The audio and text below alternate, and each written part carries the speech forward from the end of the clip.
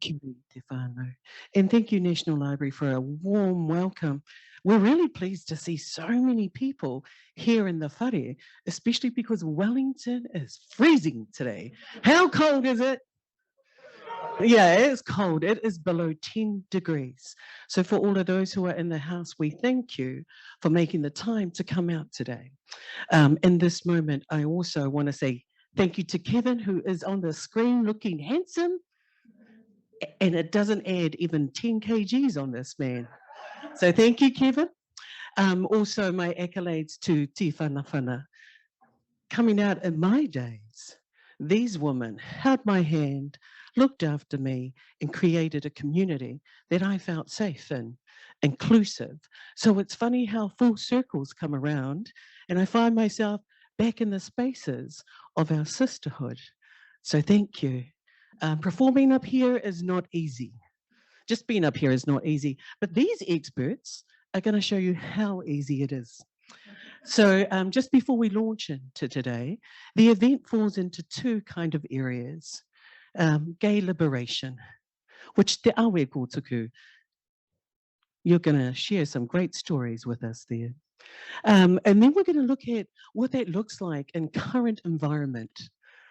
We also have questions in the webinar. So if you're joining us online, tap your questions in. I'm not promising that all questions will be answered or relayed, but if you are in our audience here in the whare, just raise your hands and we'll see how that goes. We're going to be organic in our delivery today. So where the conversation takes us is where we're going to go. If it goes to an unsafe place, because this is a very safe place, we're just going to say our safe word, which is purple pants, and we're going to stop the conversation. We'll just redirect it. Hopefully no one has purple pants on today, or I'll make you stand up. But that's not really keeping you that safe, is it? So without further ado, we're going to go first to the man on the screen, Kevin, to do an introduction of yourself. Thank you, Kevin. Kia ora Fi. Kia ora Nahuia. Kia ora Lynn. Kia ora Cassie. It's my honour really to be speaking at this particular forum, and I guess if there are any messages that I wanted to have a kōrero about was really just questioning the I think the brief was how Takatapui paved the way for gay liberation, and of course typically I looked at what the impact of gay liberation means today in my through my lens, and I'm thinking, oh, perhaps Takatapui paved the way for gay liberation by just being who we are, just knowing who we are, knowing who our whānau are, knowing our whakapapa, knowing the ways of our world, because in my view, gay liberation was basically catching up with where we ought to have been. And so there are issues that of course affected Takatapui, and I think through my lens at the moment, it was an opportunity to leverage that opportunity to declare who we were, but also that we are Māori and inextricably linked to being Māori. So, that was, for me, did we pave the way for gay liberation? I'm thinking perhaps gay liberation had an opportunity to catch up with the world as it has always been for us as Māori. So that was something I thought about quite succinctly in terms of how we have are today. Again, I think just being who we are, but we've had to create spaces also to enable our community to build, to enable us to recognise ourselves. We've had some really challenging experiences, and I'm just a newbie on the block, really. But the ones that I do remember, particularly around the Destiny Church March, caused me to think about how that was challenging myself as an individual Takatapui, and what that was saying about me as Māori, or what people might have been seeing about me as Māori. And so, you know, I wrote a song in response to that called He Taka Tāpui Noa Hau, which in the first instance was to highlight that we were in every part of our society and every part of our culture, whether we were speakers, whether we were singers, artists. We carried all the memories. Whether we were sentries, you know, we were everywhere. And so to me, I was trying to, I guess, reflect back to myself that, yes, we're a valued part of our community and we need to be reminded about that so that we don't get, you know, caught up in the vitriolic of the day, which was trying to isolate and attack people of varied sexual orientations, the way we might express our gender, the way that we might identify ourselves within our gender, and even, you know, that our sexual characteristics are all not necessarily exactly the same, that type of thing. So being part of Te Whanawhana who provided some tautoko, kia ora whānau, you know, that was an opportunity for us to create spaces to build community, Takatapui community, our wider links to our rainbow communities, our wider links to our Māori communities, all those sorts of things, and to be able to tell our own stories. So for me, those are some of the ways that I think we have taken advantage of what gay liberation, so to speak, brought about. But to me, it was also about being Māori and being Takatapui. So I throw that in there as a bit of my speak. You know, Te Whanawhana comes from this kōrero called Te Whanawhana ai he kahukura I te rangi. And the way that I've always understood that phrase was that a rainbow was forming in the sky.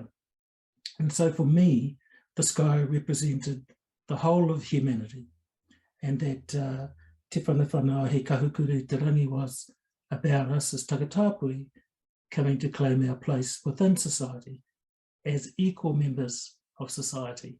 And that's how I saw also what gay liberation was possibly about, as equal members of society, free in our sexual orientation, free to be who we are. But the difference is, I think, as Takatapui and being Māori, we also understood as Māori our collective responsibilities and our connection to whānau, to Papatūānuku, all of those things that are very important for our well-being. Nō reira, kamutui konei, tēnā koutou katoa. Kia ora, Kevin. Such a beautiful introduction into our kōrero today. Also about Te Whanawhana and the spectrum. Isn't it interesting how the spectrum is used for lots of terms today? But if you live in Pōneke and you want to join Kapahaka, well, join Te Whanawhana. It's on every Monday night, 6:30. They have a webpage, so click the link, join this group, be inclusive, learn our waiata, and be invited to gigs like this. I am going to hand over the rākau, well, the mic rākau, to Cassie. Well, you've got one. Kia ora tātou. Tēnā koe anei moto karakia me te mihi I tēnei wā. Tēnā kōrua Ruben ko Tanya me ngā kaiwhakahaere o National Library o tō kaihaututanga me te kaiwhakahaeretanga I tēnei wā. Ngā mihi nui ki a koutou Te Whanawhana ai aroha nui ki a koutou. Ko ai au I te tā tōku papa no Ingarani no Kōtarani no Itaria ahau, I te taho o tōku māma ko Tararua te maunga, ko Hoki o te awa, ko Tainui te waka, ko Ngāti Raukawa ki te tonga, te iwi, ko Ngāti Pariraukawa te hapu, ko ngā toko waru te marae. I te taha o tōku māma whāngai no Ingarani Ahau, i te taha o tōku pāpa whāngai no Horani, Holland Ahau. Ai, me te ingoa Hartendorp. Ai, ko Cassie Hartendorp tōku ingoa. Kia ora tātou, my name is Cassie, and I whakapapa to a few different places and just acknowledging my many families that bring me here, and to the people who've created this event. It's a real joy to be able to sit here. I think if Kevin is a baby, then I don't know what that makes me. So I'm feeling like have I even been conceived yet at this point? And I guess I just, Kevin, man, like you always just go straight to the heart, to the ngākau of the kōrero ne, like just right there and bringing it forward and revealing about what this is all about. And so I guess in response to that, what I want to say is that, you know, if it weren't for the people who were in this room on this call, opening our waiata, if it wasn't for the people here, well, I certainly wouldn't be in this room. To me, the kupu takatapui has always meant more than this kind of Pākehā idea of, you know, oh, we are who we are, we choose who we love, or our identity in this very kind of narrow sense. Takatapui has always been more than that for me. It has been about whakapapa, and it is about whakapapa who, yes, you come from, but it's also the people who nourish you and feed you and look after you. Ne? Like Fee, what you were talking about before, most certainly people like Kevin and people like Chanel and Renee who are here at the front, if it wasn't for them looking after me when I was a young one and Te Whanganui-a-Tara, I wouldn't be here. And so Takatapui has always been about the collective. It's about bigger than just us as individuals. It goes beyond space and time. It stretches into the past, into the present, but also into the future as well, because I think we often don't talk about how Takatapui also form our own whakapapa and our own whānau and our own families. And so, yeah, I'm proud to have, I guess, received this tradition, this kōrero that was never offered. It was reclaimed. It was taken. It was held onto. It was resisted. It was. I mean, the picture before of Te Awa Kōtuku, just the fierceness in your eyes in that picture. It's that. It is that. And so I just want to mihi to everyone here who has been a part of keeping Takatapui alive as it is today. Kia ora. And this is why she is on that panel. Isn't she lit? I mean, you bring us full circle, even though you are the youngest on this panel. So kia ora. We speak about freedom. That's what Kevin spoke about, Cassie. It's all about freedom, freedom to be who you are. I'm going to hand the rākau over to Lynn. Tēnā rā koutou katoa. Te mea tuatahi mihi atu ki te haukainga ki ngā mana whenua. Tēnā rā koutou. Ki ngā kai whakahaere, tēnā korua, tēnā koutou. Ki te whānau, te whanawhana, ka nui te mihi aroha ki a koutou. Ki ngā whaia, ki ngā tāne, ki ngā tangata, ka nui te mihi aroha. Ki aku hōma, tēnā rā koutou katoa. Ko ai au, huri tēnei o Kaitahu, Ngāti Kahungunu, Ngāti Porou. Ki te waipaunamu, ko ora ki te mauka, ko wai taki te awa, taki te mituaka, ko kai te rua hiki hiki te hapu, ko tākau te marae. Ki te ika o Māui, no takapau taku pāpā, ko rākau tātahi taku marae, ko Ngāti Marau, me kikiri o te rangi o ku hapu. Ko Lynn, tuku ingo, ka uri au te reo Pākehane.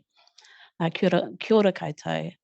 I'm not sure why Kevin started us off on that way and telling us he was the baby, because honestly, I have spent a couple of days moaning in Awi's ear that, why am I on this panel? Like, I'm not sure what I have to say. So I thought I'd just throw a whole lot of things out there to begin with. The reason I say that is because, as I've expressed, and as Cassie has already explained, I feel like I'm a recipient of I'm an end user. I'm one of the lucky ones who has been able to come through on the hard graft of people in this room. You know, the rangatira who've paved the way for us. I feel like I need to give some context to that a little bit. So I didn't know where to throw this in, so I'm just going to go straight for the straight in my previous life. When the homosexual law reform was being fought for, I worked in Scripture Union Bookshop. I know, right? You didn't know this, right? And so now it's coming out. I sold Bibles. I was really good at it.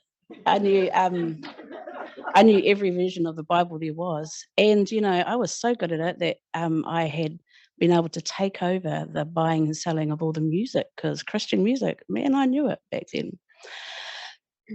I also, this is the part that's scary. Oh, God. I used to be in the Salvation Army. I know that nobody really knows that. This is usually a party game, eh? Tell me one thing. Tell us 3 things about you that no one knows, and guess which one's a lie. No one ever picks that. But it's the truth. And it's part of my truth. And, you know, I describe myself these days as a storyteller. And I'm really passionate about that because, you know, if we don't tell our stories, someone else will tell them for us. And if there's one thing that really, you know, gets me going is when other people define me or define us and tell my story or tell our stories differently than how we know them to be. So that is part of my story. And that's part of my story. I am married to the most gorgeous woman from Te Aotearoa Paparangi now. And I'm well aware of the fact that I can sit here so casually and say I'm married to this beautiful wahine is a different story than what she and others tell. And I'll just share this one story before I go in the mic over to you. On the 2 readings of the Marriage Amendment Act, we sat at home and we watched, and we're both bawling our eyes out, crying like babies, but for very different reasons. And my privilege was very evident to me that night. So my darling turned to me with anger and said to me, "What fucking right do you have to cry?" And I was crying for the human rights, you know, the absolute wonder. And I was so freaking happy. But she said to me, "What right do you have to cry? Because you haven't had to, you know, go through the shit or lose the friends or all that kind of stuff, or live a life and live a different life." And that's correct. So that is the reason why today I felt for all those skeletons that I don't think I've ever disclosed that publicly, just so you know. But it's part of my story. And as I say, storying is really important. Just one other. So my mahi is actually, I'm a researcher, and my work is primarily in mental health, suicide, trauma-based research. You know, the really ugly stuff that we don't really like to talk about, which is another part of our collective story. And so that's kind of where I see my place in this world, is making sure that our voices in those spaces are heard correctly and honoured. Yeah, kia ora. Kia ora, Lynn, who has just renamed the series E Oho Confessions. Ladies and gentlemen, bring it on. This is what freedom and privilege allows us to do, is share what those pioneers have carved for us. I mean, who would have imagined in 1972 these words would have started this movement? Who out there is crazy enough to join me? Let's start gay liberation. Without further ado, I hand it over to you, Te Awe Kōtoku. E kura no te ao, tēnei te kura hau. Te ao takatapui, kia tātou nei. Ki whanawhana mai, kia karu ki te rangi. E nā no tātou, te hunga takatapui. Kia ora everyone, and kua mihi a ngā mihi, kua poroporo aki ni a ngā poroporo aki. Hoi anō rā ki a koe nei, ngā mihi kauana mō tō hanga whakamoemiti ki ngā atua. Nō reira, ka mihi anō au ki a tātou katoa. Thank you to the National Library and to these glorious women sitting at my side. Ngā mihi kauana ki a koutou. Ki a koutou ti whanawhana, ngā mihi kauana. Ka pai, ka rawe katoa. Me tōku hoa, tū ngāne, tēnā koe, Kevin, ngā mihi kauana. And to those of you out there, there are at least 3 who remember 1970, 71 and the early days. And I actually think you should be up here with me, but then he kōrero takatapui tēnei. So we're talking now about our experiences of that time. Most of you are probably aware of what happened when I won a fellowship to the USA in 1971. And around that time, I was writing a lot and thinking a lot and entangled in the sex, drugs, and rock and roll of the various activist movements of that time. So that Ngā Tamatoa was conceived. Women's liberation was running hot. And of course, within that particular group, there was the fascination, the absolute erotic intrigue and sense of adventure with each other. And in the middle of all that, as a young Māori raised in a relatively traditional environment, I ended up in Auckland and I was like that. I was camp. We always looked for each other, but I was really conscious in the university context, I would never find one like myself. And so I ended up, and this is in the mid-60s, running with the queens and the Tima girls and the women of that time. I fell in love with Natasha. And she loved me back. And I got into all sorts of very strange situations. And as a result of that, as a writer, I was a compulsive writer. I recorded everything. And I'd noticed stuff that was happening with my mates, and particularly as a child growing up in a very tourist environment with my uncles, with the men in the village, with various human beings who impacted on my life in a really major way. So I thought about, why should we be invisible? and being described as a stroppy show-off, I wanted to make a noise about that. So I did. And also, though, in those days, and this is something that people don't really think about now because it's a totally different era, university study was funded by government. And all you had to do was pass your exams and pass them well. And then you got your fees paid. And if you were extra good, you got a boarding allowance as well. And if you were a teacher's college student, you got a salary. Now, this is another world, but it was a world of privilege in which we had the time and the energy to get into political activism. We don't have that now. The kids don't have that now, but we had it. So I think at that time too, we took the responsibility and we made a noise. And part of that was applying for things like the USA Student Leader Grant, which I applied for and I got.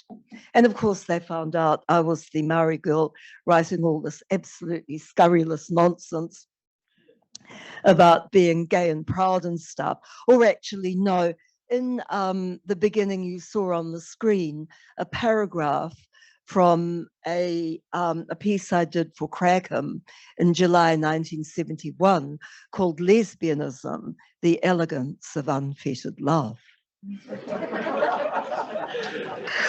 And it was a full 2 pages.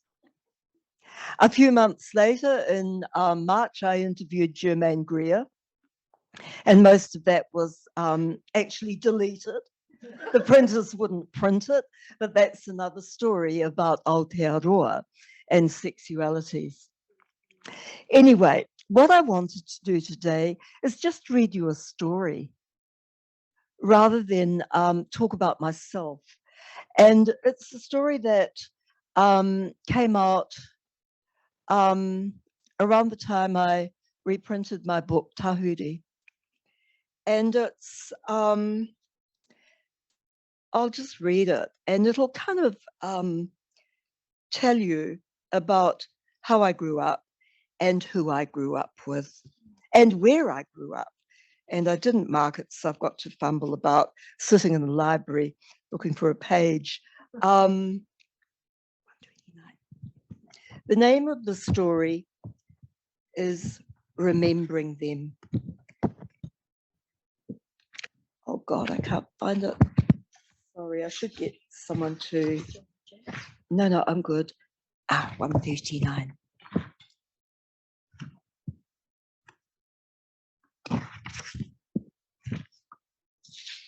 The last post floated over the water, faint notes folding into the steam, remembering them at dawn. Princess was supervising the cream cans. His real name was Pirirako, but close relations, we called him Princess. Willowy, sleek, but always fashionable, though this morning's outfit was more the working man. Gumboots, pressed jeans, and a bulky olive swan-dry, hair smoothed down beneath its hood. Tiny sleepers twinkled in his earlobes. He examined the 9 bottles of rum, 6 Karubas, 2 plantations, a classic Captain Morgan, all donations, 3 for each can. The nephews, Edu and Ra, heaved the large metal containers out of the concrete steam boxes and placed them on a low slat table in the kitchen. Their young arms bulged with effort, the liquid sloshed. The milk was scalding hot from 15 minutes in the thermal steam box. Perfect. Edu had the valves exactly set right. Princess, both hands wrapped in old tea towels, carefully removed the first lid, then peeled the protective cloth off his fingers. Whiteness bubbled and hissed, then settled as he poured 2 bottles of Bushell's coffee and chicory with a swift precision. Eru, a sturdy youth, folded the mix with a long wooden paddle, breathing in the fierce fumes, when his auntie uncle emptied the rum into the gaping metal mouth and took the stirrer from him. Strong, brown, sinewy hands blended the rich, aromatic liquid. They repeated the process 2 more times, refastening each lid. The cans were set together in a straight line, ready for the coffee pots and the small kettles. Ra had wandered off. Edu stayed and watched. Most days, she's my auntie Princess, but today he's my uncle Pidirako, he whispered to himself, proud, doing the special coffee to warm the koros up at the Anzac service after the pa. It was still dark outside. Heavy clouds hung close upon the surface of the Ruapeka, hiding the soldier cemetery that hungered low in the shadows across the lagoon. The activity had shifted in well-disciplined and somber ranks to the marae of Paratehuata. Tables outside, tables inside. Plates of crackers, cabin bread, cheese, trays of tiny bread, butter, gold and syrup. The big breakfast took place later at the cenotaph in town. This memorial was for the boys, for the ones who did not come home in the 28th. This time it was for the pa to cry and to remember them. Light moved in thin lines of dawn through the vaporous dark, glimmered on male faces moist with memories. Around them moved the gentle bustle of wives, aunties, sisters, nieces, offering hot drinks with or without. And Princess, quiet smiles, a steady touch, a firm hand on a frail elbow. He positioned chairs and assisted the old and tottery. He found single gloves and ornate tokotoko, woolly hats and lumpy knitted scarf. He was very busy. Uncle Tei was sitting alone at the end of a table, downing his 3rd cup. He touched the fine badge on the black beret. He just finished rolling more smokes. He sat there. Tahuri knew all about him, and he knew that each one of his wonderful medals told a special story. She wished she knew them all. She offered the Crower another cup. He motioned her to sit and pass her the coffee pot to a niece working nearby. He was watching Princess. The olive swanndry had been removed to reveal a dark blue ribbed pullover with red and white stripes around the V-neck. It looked very patriotic and set off the scarlet poppy and its tiny white tag, matching the crisp shirt with one button undone at the collar. Shining patent leather shoes had replaced the gumboots. Princess was enjoying herself, ordering the females about, issuing instructions, relishing his role as head waiter in training. He was in his 2nd year at the elegant Waiwera house, only 5 minutes' walk from the pa. He loved food, he loved people, he wanted to make them happy, to make them laugh. He wanted them to need him. He flirted shamelessly with his aunties and his uncles. He worked at the younger boys and girls. He winked at them. He parted the glossy waves of hair down the middle and winked and smiled wickedly in all directions. He cocked a shapely eyebrow at Tahuri. She cocked one back. Uncle Tei was watching him. The old man seemed to be gazing behind Princess, peering into another place, another time. He looked slowly, thoughtfully at Tahuri. Eko, you know that boy, Pirirako. I knew boys like him. Sissies. We used to call them sissies. He paused as Princess sauntered over to a nearby table, settled out more food, and flicked the koro a rather saucy glance. Uncle Tei lowered his voice. You were lucky if you had one with you in your section or your platoon. They were the best barbers. Woo, they did the neatest haircuts. Really good. Not short back and sides, oh no, but style, real style. And they were good field medics too.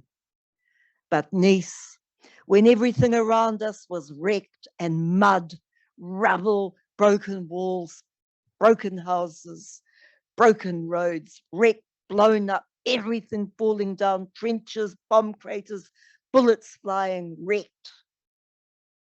They could find us a feed anywhere. Puha, weno, nettles, beetroots, corn, turnips, vine leaves. One boy even scrounged us a lettuce. A lettuce in the middle of the war. They found it. Kai, they found it. Even on the hoof or on the wing, they found it. And cook. Oh, they could cook. Memories made him lick his dribbly chin, wipe the damp from his eyes. Concerned, Princess started hovering in the background. Marvelous they were. Tauki te mahi kai. And niece, they could fight. And they could kill. They had no fear of death or pain. They went straight in, those sissies, no more bullets. Bayonets up, in they went. Those sissies always cleared the way. They had no fear. They were the real heroes, girl, not us. And most of them got left behind. He sighed, breath heavy with grief. They never came back. But I remember them.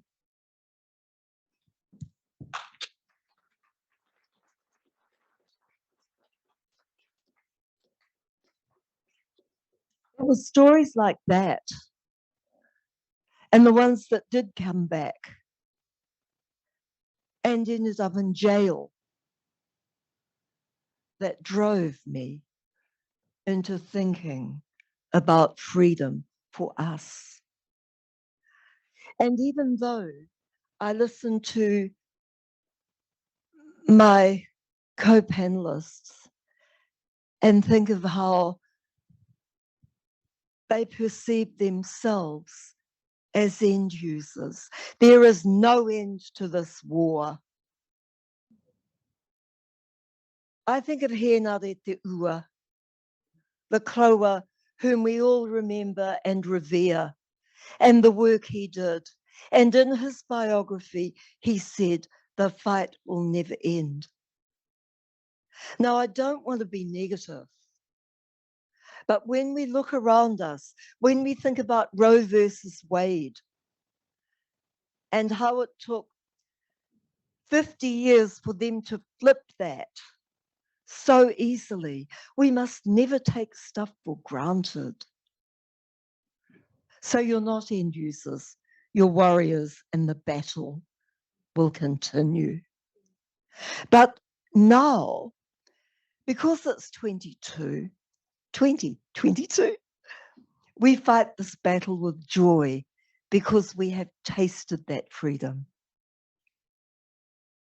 We have enjoyed the privilege of civil union.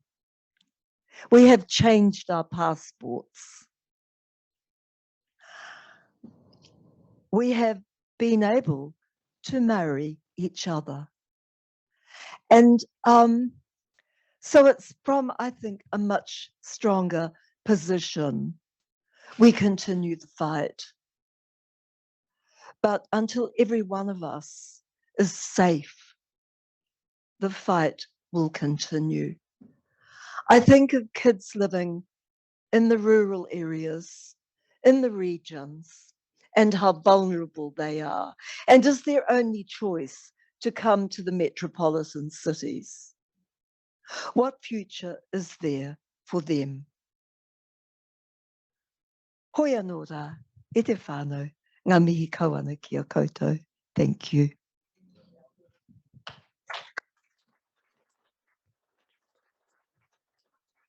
Kia ora, te awe kōtuku. Thank you so much for reading that for us. I know we all feel privileged in this space to, one, hear you read to us, and then two, remind us that we are still in the movement. We are still fighting for our freedom in various ways. Kevin, you've been really handsome on that screen up there. We'd love to hear from you now that we've done a round of the panel.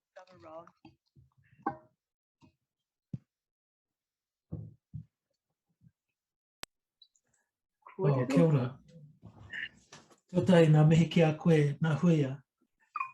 Really inspiring. You know, we talk about, we follow in the footsteps of our leaders, and they in turn inspire us to encourage other leaders. But I agree totally with the fact that this is a never-ending battle of recognition of who we are, and quite rightly so, Ngā Hui are pointing out some of those things that can change very, very quickly. And I'd just like to encourage our younger ones who are watching to, you know, really get in there and think about how to respond to messages which look to isolate us, which look to impose social conditions which are not our social conditions, which is not our social normalcy.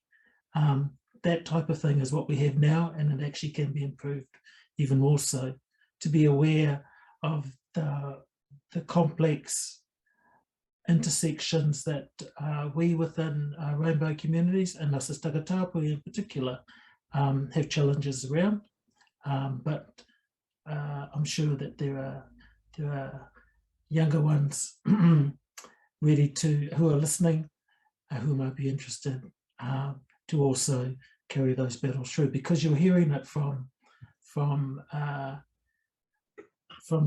people of lived experience, and you will have your experience, and you'll be able to translate that into what's needed now and what's needed going forward, in order to ensure that the world that we live in goes the right way, not the wrong way. Oh, a bit of a coho there, eh? But I think I'll leave some for Cassie. She's really good at this stuff. Kia ora, Cassie. I'm gonna just redirect our conversations, and it's about courage and freedom. So the question is to our panel: when you came out and took the stage, owned your sexuality in a public way, how did that feel, and what was the thing that made you push out to stand up and say, this is who I am? And yeah, how did that feel? Over to you, Cassie. I'd like to say that there was a moment when I was public out in the world and everything was fantastic, and I just felt so full of pride and joy and all these kinds of things. But I don't know if I can think of that moment.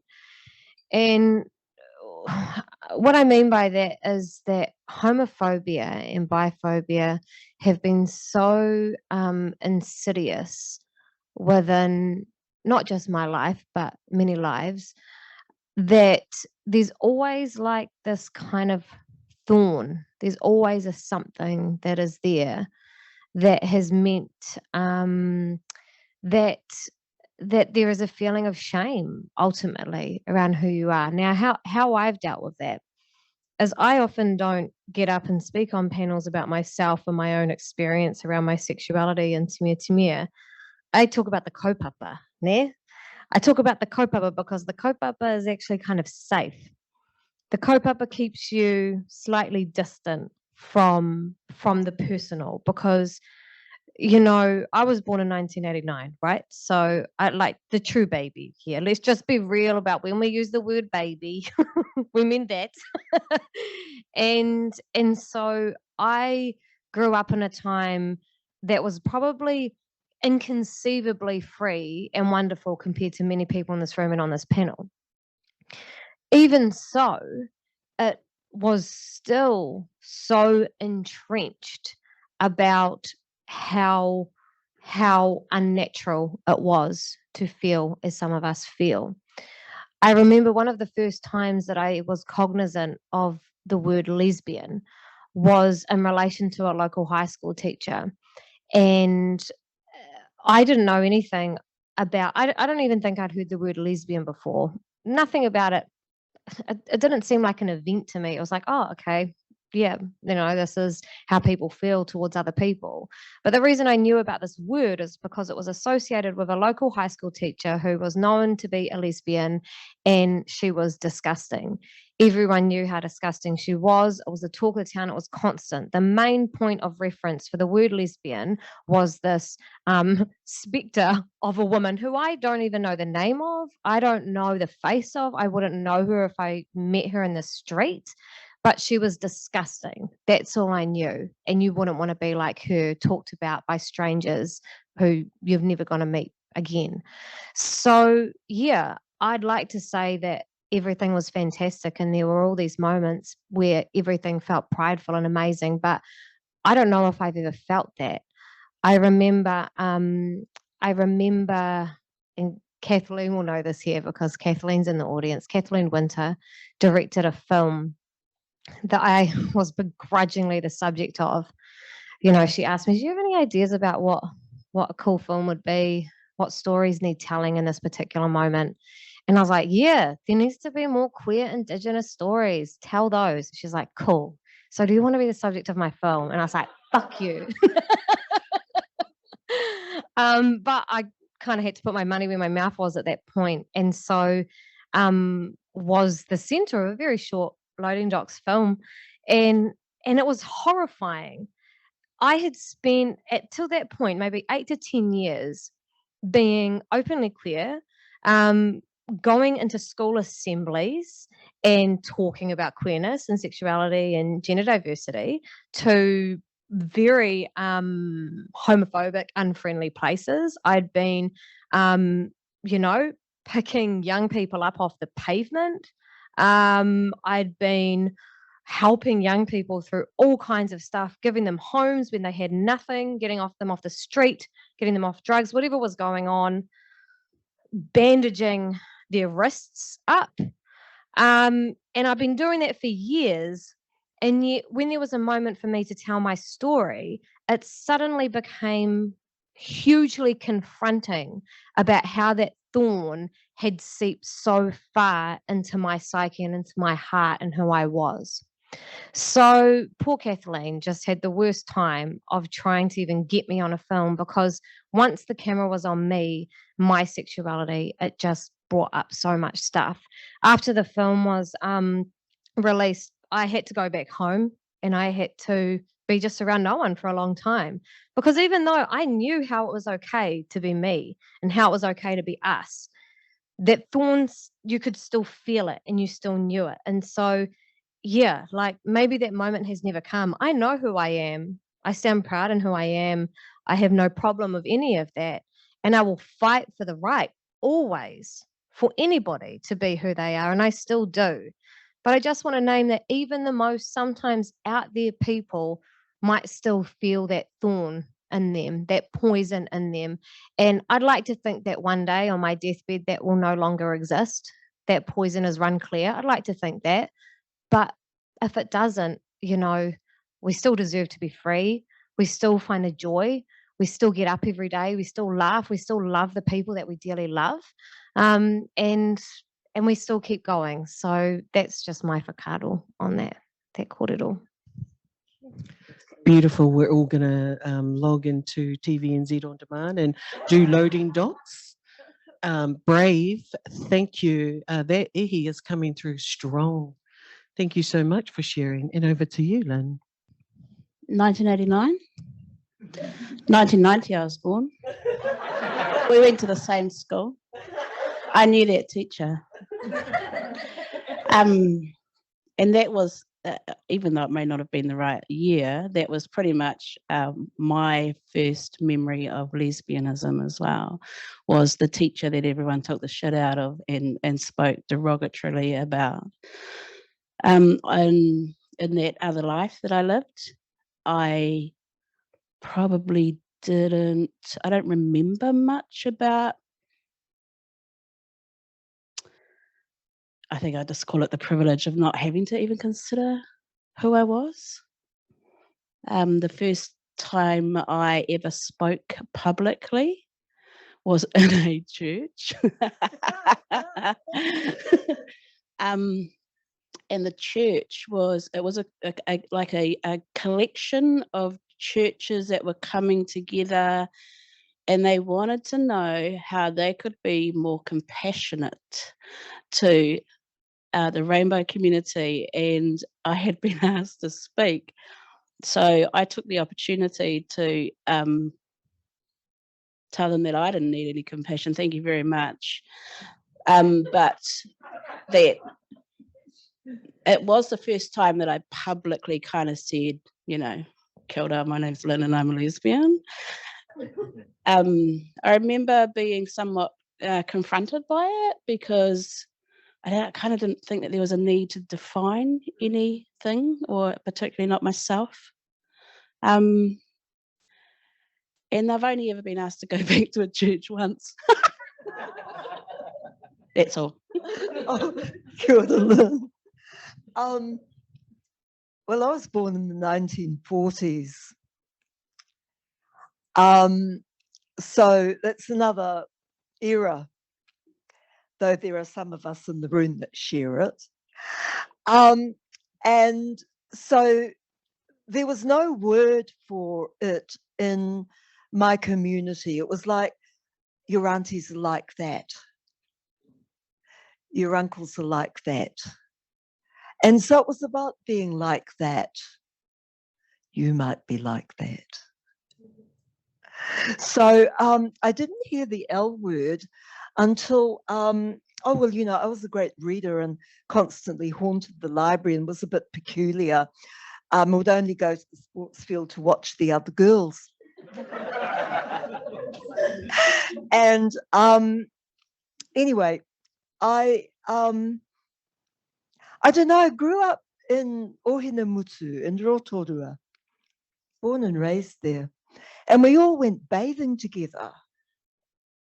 And everybody was naked, and lots of us went looking for the soap. And so there was stuff that was done that was called, and this is the boys as well, that was called mucking around. And sometimes you really like mucking around. But did it make you like that? And so there was a whole realm of sexuality in our communities. And I'm saying Māori communities, Pacifica communities, where sex was never actually defined. It was like mucking around, you know, and but there were a few of us that were definitely like that. And most of us sought the anonymity and the safety of the larger cities. The L word came into my life, and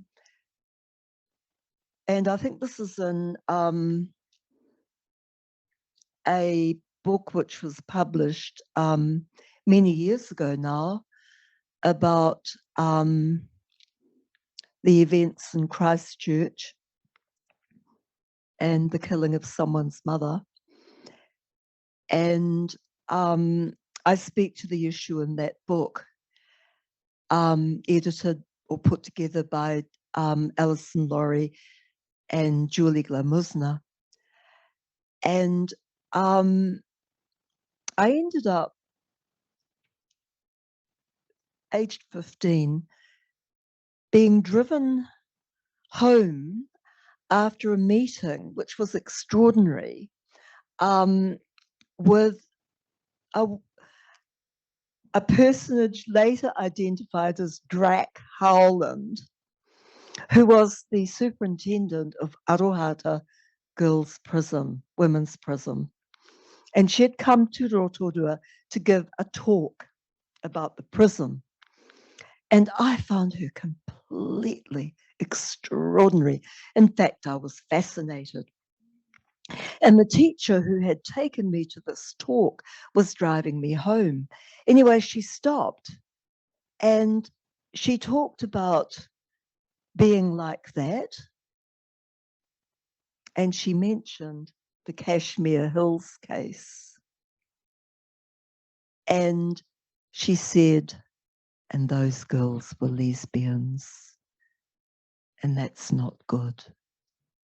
And you have to be careful.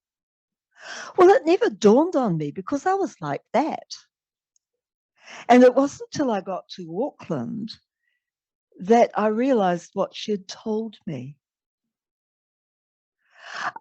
Coming out publicly, God, women's liberation. And I did that article because I was so proud of the L word, and there were only 2 of us who were out in the movement. And we were interviewed, a group of us, including Sue Kedgley and Sharon Cederman, and I had this mad woman as a lover at the time who had just come out of Arohata. There you go. And she was a working woman. And in the television interview, she's standing behind me carrying the dog. And we were asked why we were members of Women's Liberation. And I said with great pride, and this is on national television, Sapphic women. I couldn't quite say the L word, but Sapphic women have been in the vanguard of women's rights for centuries. And the next day there was a luncheon called for the women leaders of Auckland, and Connie Perdue and a couple of others came up to me and accused me of being completely irresponsible and saying I'd put the movement back 50 years. Well, of course, I bounced gaily down the road and really didn't give a damn because I was like that. But what is interesting is that not much long, when we got Gay Liberation going, we did actually have a really interesting gallery interview with Derny Shanahan. And someone has recently excavated it. I'd really love to see it because there I was showing off, talking about my being like that, proud to say the L word. And my poor mother ended up being bombarded with phone calls from people all over the pa. In fact, the entire tribe. Well, not quite. But there was one person who stopped her in the street. I will not name him, but he was a renowned and prominent orator and composer and community leader. And we knew he was like that. But it was a secret because he was married with a big family and quite a prominent local personality. He got my mother aside and he said to her in Māori, I'm proud of our girl. Tell her it's okay. Tell her I told you I'm proud of her. And so I saw mother and she immediately conveyed that to me. And I said, yes, there's no stopping us now. And it's like, it's stuff like that which really, I think, gives us the energy and the faith and a sense of hope. And it's the sense of hope that we have to keep alive. Kia ora. So beautiful. I'm aware we only have 2 minutes left on the clock, but I do want to give Kevin the opportunity to tell his story because our session today is about gay liberation. Kevin, over to you. Oh, Kevin's muted.